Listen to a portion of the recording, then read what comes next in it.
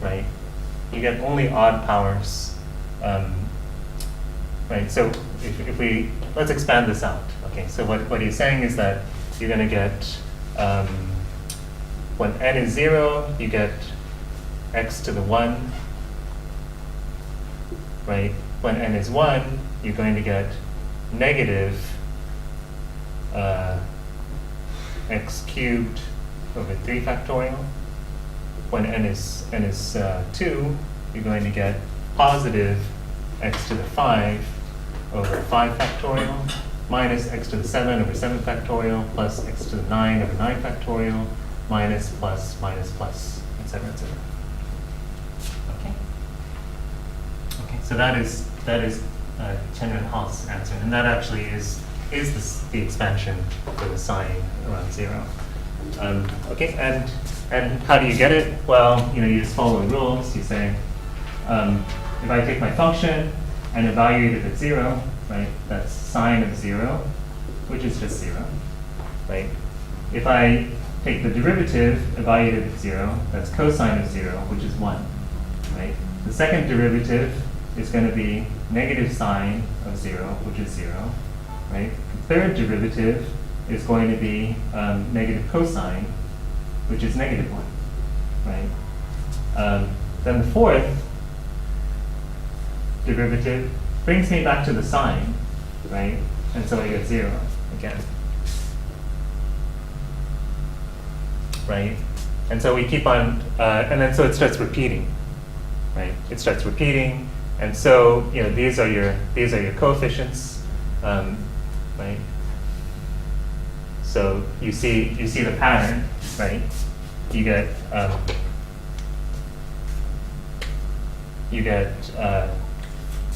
0 times 1. You have 1 times the first guy. You have 0 times x squared. Then you have negative 1 over x cubed, right? Remember how the pattern goes. It's going to be f naught plus f prime over 1 factorial times x plus f double prime over 2 factorial x squared plus f triple prime over 3 factorial x cubed plus et cetera, right? And what you figure out from over here is that this is 0, right? This one is 1, this one is 0, this one is negative 1, right? And it just repeats from there, right? So you're going to get x minus 1 over 3 factorial x cubed plus 1 over 5 factorial x to the 5th minus 1 over 5 factorial x to the 7th, etc., etc. Okay, so you see that that's the Taylor series expansion.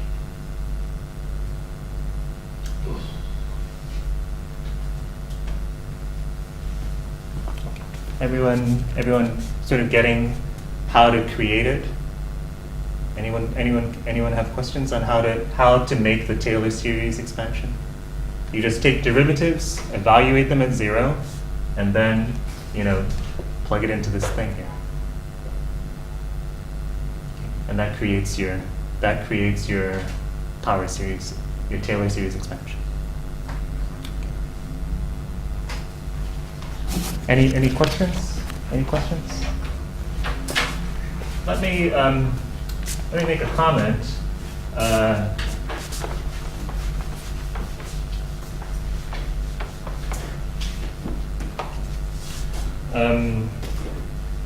What if we want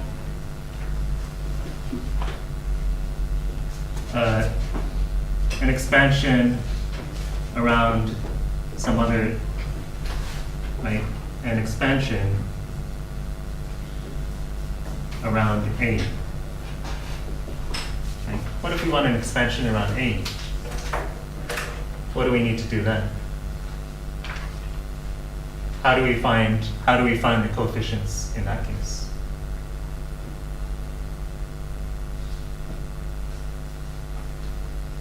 Right.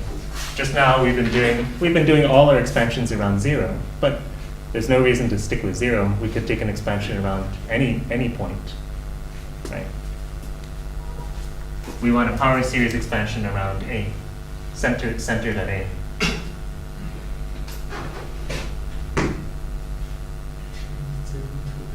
Change 0 to A. Yeah, that's basically it, right? You would just say, well, you do exactly the same thing. You'd say, well, look, f of A is A sub 0, right? F prime at A is going to be A1. F double prime at A is going to be A2 over 2 factorial, it's going to be 2A2, et cetera, et cetera. So the same thing happens. Right? The same thing happens, and so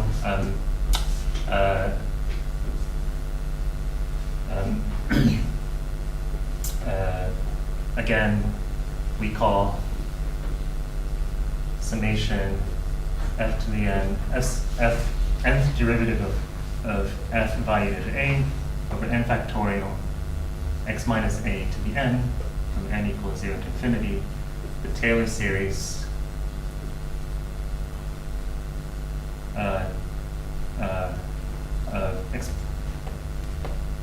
generated the Taylor series expansion of f at x equals a.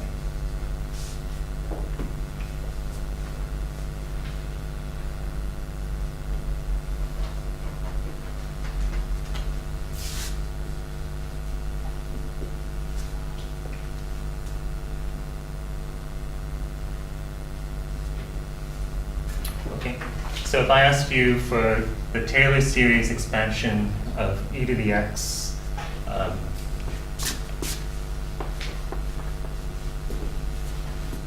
if I ask you for the Taylor series expansion of e to the x around, say, 1, then all you have to do is take all the derivatives, right? They're all the same, and you would get all of the derivatives evaluated at a would just be evaluated at 1 would just be e to the 1, right? They'd all be e to the 1, and so the expansion is going to be summation e over n factorial x to the n from n equals 0 to infinity. Sorry, x minus 1 to the n.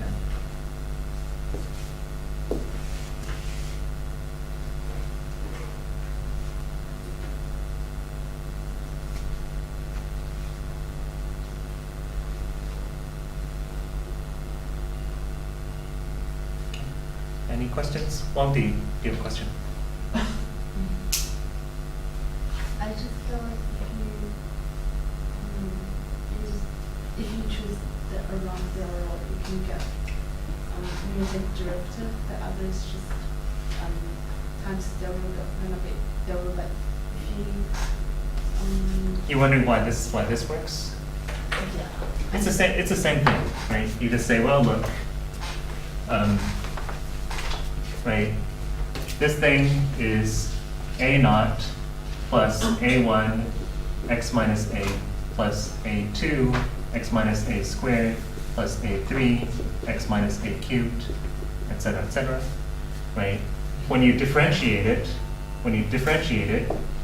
you're going to get a1 plus 2a2 x minus a plus 3a3 x minus a squared plus.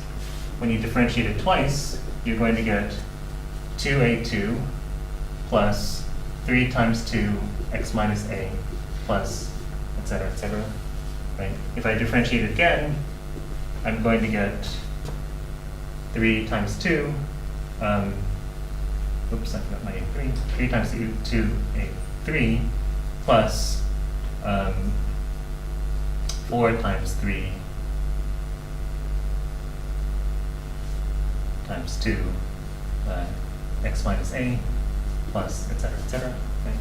And then when you And then you see what happens when you evaluate it at A. When you put in A here, what do you get? All these guys vanish, right? X minus A becomes 0, all these guys vanish, and you end up with A naught, right? When you put in A here, what do you get? You get A1.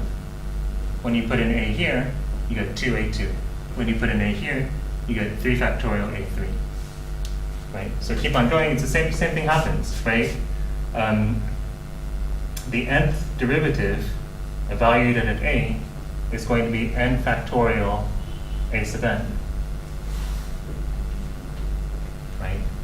So A sub n turns out to be the nth derivative at A over n factorial.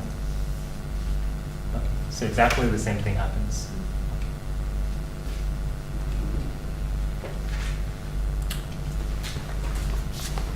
Okay.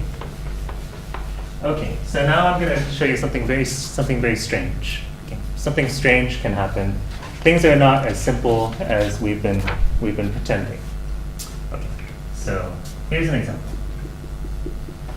Here's your function. F of x is e to the negative 1 over x squared.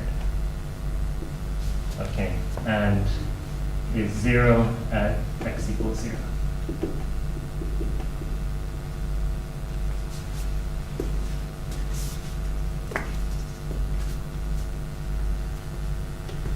Okay, so you have this function, e to the negative 1 over x squared. So as x tends towards 0, this becomes very small, right?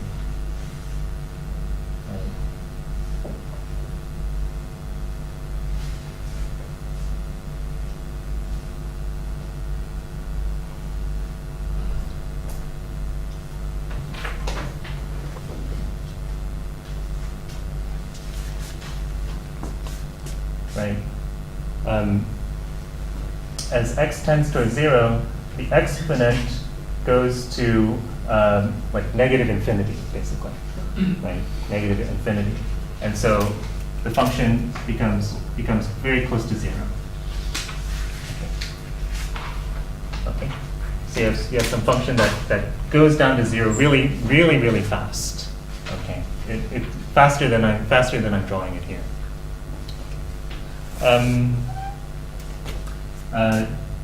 If you calculate f, the nth derivative of f at 0, it's always 0. You always get 0.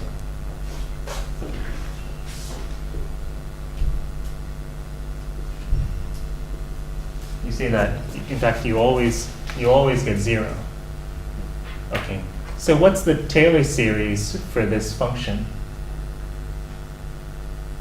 The Taylor series for this function would be 0 plus 0 plus 0 plus 0 plus 0 plus 0, right? So the Taylor series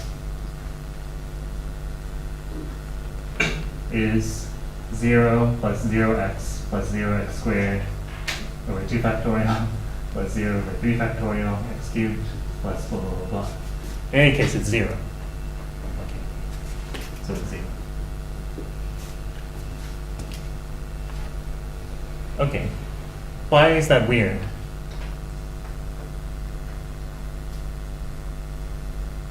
The Taylor series, the power series, is the 0 function.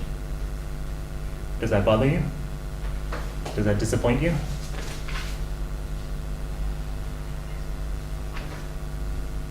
Uncle, are you disappointed? No? Is anyone disappointed?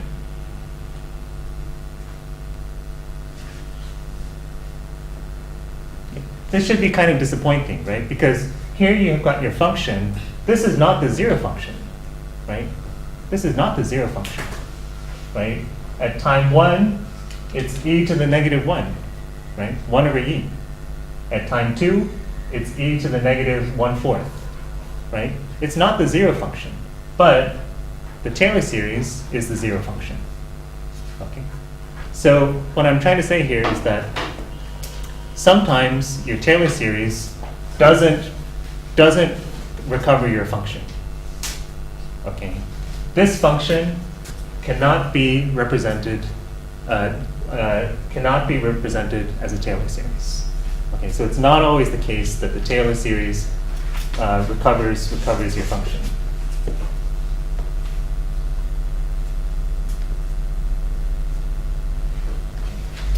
So let me break that out. There's no guarantee that the Taylor series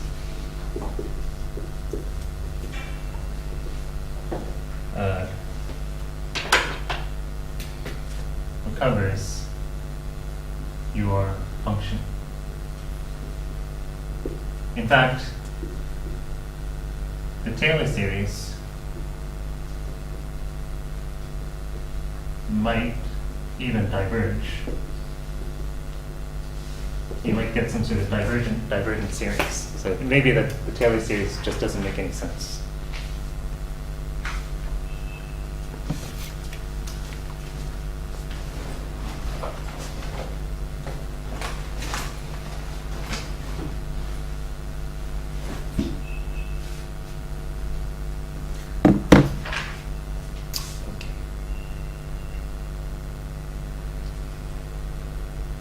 Okay, let's take a break. Okay, 5 minutes.